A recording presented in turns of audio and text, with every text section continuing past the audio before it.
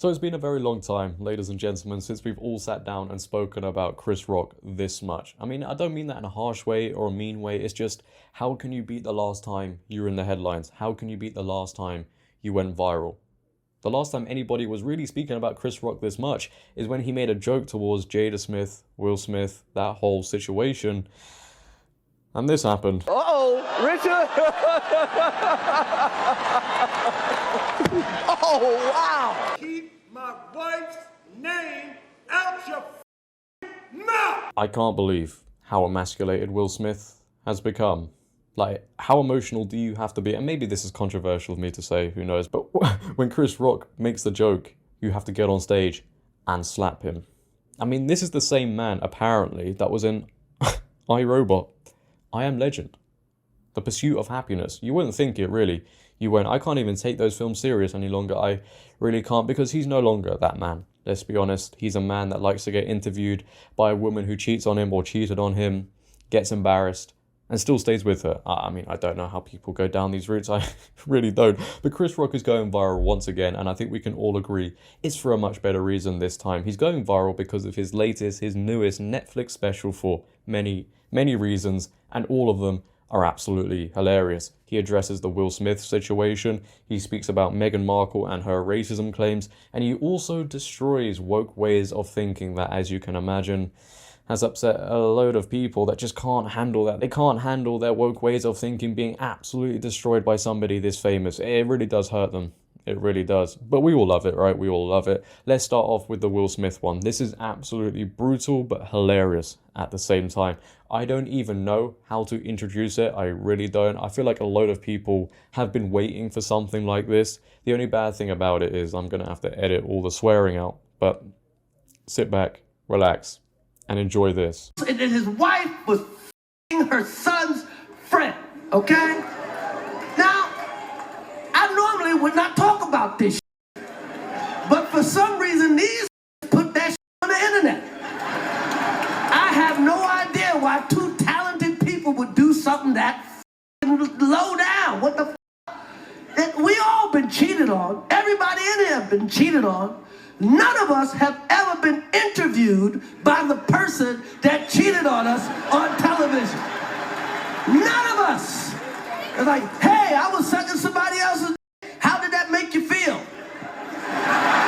You know, when Chris puts it like that, when Chris Rock says it like that, the more you think about it, the worse it gets. I really don't know, and he probably didn't agree to it, let's be honest, but I don't know how Will Smith sat in that chair and did an interview with the woman that cheated on him and allowed her to call it entanglements, to soften the blow, to make it seem like it wasn't that big. Oh, some entanglements. And then what did you do, Jada? Well, you know, I think from there, you know, as time went on, I got into a different kind of entanglement. I don't know who came up with the great idea. I don't know who thought it was a great idea. It probably wasn't Will Smith. He probably just felt forced to agree with it. His wife probably said, "You're gonna do this," and he was like, "Yes, sir." And the way he conducted himself in that interview, you know, he just sat there nodding his head, holding back the tears. He looked like one of those toys in the back of the car that just nods their head. It's just one of those embarrassing moments that the internet is gonna remember forever. You went viral, hugely viral, one of the most viral things we have seen. The internet isn't going to forget that for a long time, and neither is Chris Rock. He's probably still got the handprint on his face, you know, it probably still stings a bit. It was a hard slap.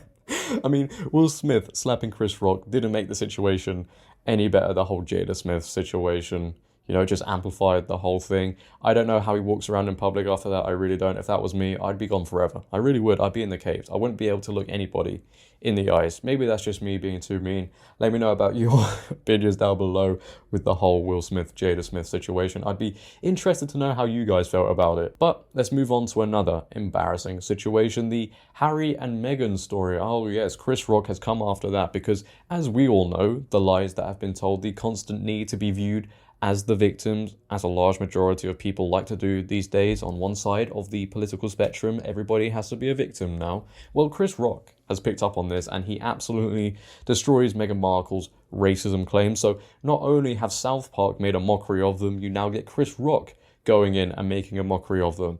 It's not looking good for them right now, is it? But sit back, relax, and enjoy this one. Some of that she went through was not racism. It was just some in-law. Sometimes it's just some in-law. Because she's complaining. I'm like, what are you talking about? No, they're so racist. They wanted to know how brown the baby was going to be. That's not racist. Because even black people want to know how brown the baby gonna be. It's just so great to see Chris Rock making a joke out of these two, showing everybody in the audience, whoever's watching it, how much of a joke these two are, because they are a big joke. I mean, what's really weird is how Netflix did a documentary for Harry and Meghan, and now they have a Netflix special of Chris Rock mocking them. You couldn't make it up, you really couldn't. But the claims he's talking about, we don't even know if they're true, right? There's no evidence for them. It's just word of mouth. Everybody just believed them because they went on Oprah Winfrey's show, they did an Oprah Winfrey interview, and we just took it as the gospel, as we do with everything these days. The intention was to make the royal family look racist. That was Meghan Markle's intentions. I really do believe that, because otherwise you wouldn't have gone down that route. And Harry, whether he agreed or not, I don't know, because like Will Smith, he's completely emasculated, but it's just so strange they ran that story for so long. He picked up awards for fighting racism, etc., and then a couple of years later they come out and say, no, we didn't actually say the royal family was racist, it was the press. We just need more of this. We need comedians coming out and making jokes of these sort of people. And jokes aren't really accepted any longer, which is why these sort of situations always get amplified, because 10 years ago, if somebody made these sort of jokes, nobody would be like, whoa, people would just laugh and get over it. Now, anything you say is a mouth-dropping situation, apparently. It just shows you how far away from comedy we have come, how backwards we are going. I mean, I don't know how Harry and Meghan feel about this. We all know they don't like people saying mean things about them, so maybe we'll get a new interview, a podcast, documentary, a book. Who knows, there'll be fake tears. Anyway, but now for my favourite part, and maybe yours as well. I know the last two clips were pretty brutal, but for me this is absolutely amazing. In this Netflix special, Chris Rock goes on to destroy woke ways of thinking and the whole hypocrisy behind it. It is absolutely brilliant. It is amazing. I want to give Chris Rock the stage. Literally, sit back, relax, and listen to a man talking some common sense. Everybody's full of shit. Mother typing out woke-ass tweets on a phone made by child slaves. You need to cut it out, man. Every business is full of shit. Everybody you do business, they don't even tell you about the product no more. They just tell you how much charity they do. They say, we give back. We like to give back. We don't even like the money. Lululemon, I walk by, and in the window of every Lululemon, there's a sign that says, we don't support racism, sexism, discrimination, or hate. And I'm like, who gives a I don't need your yoga pants politics. Tell me how you work on ball sweat. What are you talking about, man? He hits the nail on the head, he really does. So many companies today, an ever-growing number of companies today, just don't care about their product, their audience, really. They don't care how good the product is. All they care about is, oh, look, guys, look how much charity work we're doing. And, oh, look, on top of that, look how stunning, look how brave, look how diverse we really are. People don't care about that, man. They just want good products. You only have to look at Disney to see what happens, really, when a company plays politics for too long, woke politics. People get tired, they grow frustrated, and they move on to other things, which is why Disney has lost billions. And then he moves on to the woke tweets. People complaining on Twitter whilst they're sipping their Starbucks. They're complaining about discrimination, oppression, etc., whilst the phone that they're hooked to is made because of slave labour. It's made through slave labour. Yet they have the nerve, the audacity to tweet about discrimination, oppression. They don't tweet about those things.